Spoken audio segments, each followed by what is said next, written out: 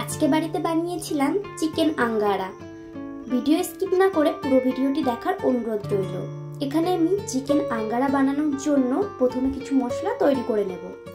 এখানে আমি একটা কড়াই নিয়েছি, কড়াইতে দিয়ে দেব 4টে লবঙ্গ, 4টে গোলমরিচ, 3টে এলাচ, একটা দারচিনি, হাফ চামচ ধনে, হাফ চামচ জিরে, আর দিয়ে দেব 4টে কাঠবাদাম আর 2 থেকে 3টে কাজু বাদাম মাঝখান দিয়ে আমি ভাগ করে দিয়ে দিয়েছি।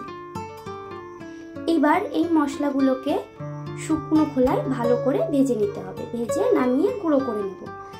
এখন কড়াইতে তেল গরম করতে দিয়েছিলাম, এখানে আমি সর্ষের তেল গরম করে নিয়েছি। এবার তেলের ভেতরে দিয়ে দেব আগে থেকে কেটে রাখা পেঁয়াজ। পেঁয়াজগুলোকে একটু ভেজে নিতে হবে।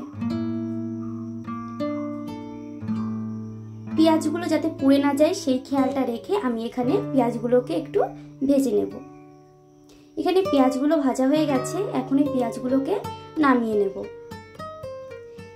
এইবার আমি এখানে মাংস নিয়েছি, মাংসের উপরে দিয়ে দেব 1 চামচ লবণ, 1 চামচ হলুদ, 1 চামচ লাল লঙ্কার গুঁড়ো, সামান্য পরিমাণে কাঁচা লঙ্কা বাটা, 1 চামচ আদা রসুন বাটা আর একটা টমেটো, আর দিয়ে দেব ভেজে রাখা পেঁয়াজগুলো। পেঁয়াজের উপরে দিয়ে দেব ফেটানো দই, আর দিয়ে দেব যে শুকনো মশলাটা, ভাজা মশলাটা আমি বানিয়েছিলাম, সেই ভাজা মশলাটা গুঁড়ো করে দিয়ে দিয়েছি। এবার এই সকল উপকরণকে ভালো করে মিশিয়ে নিতে হবে।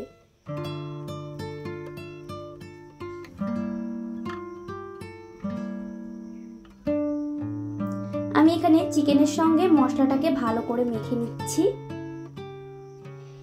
এটা মাখানো হয়ে গেছে। এখন এর ভেতরে দিয়ে দেব যে তেলে আমি পেঁয়াজ ভেজেছিলাম, সেই গরম তেলটা দিয়ে ভালো করে নাড়াচাড়া করে গ্যাসের ওপর বসিয়ে দিয়ে অনবরত নাড়াচাড়া করে কষিয়ে নিতে হবে।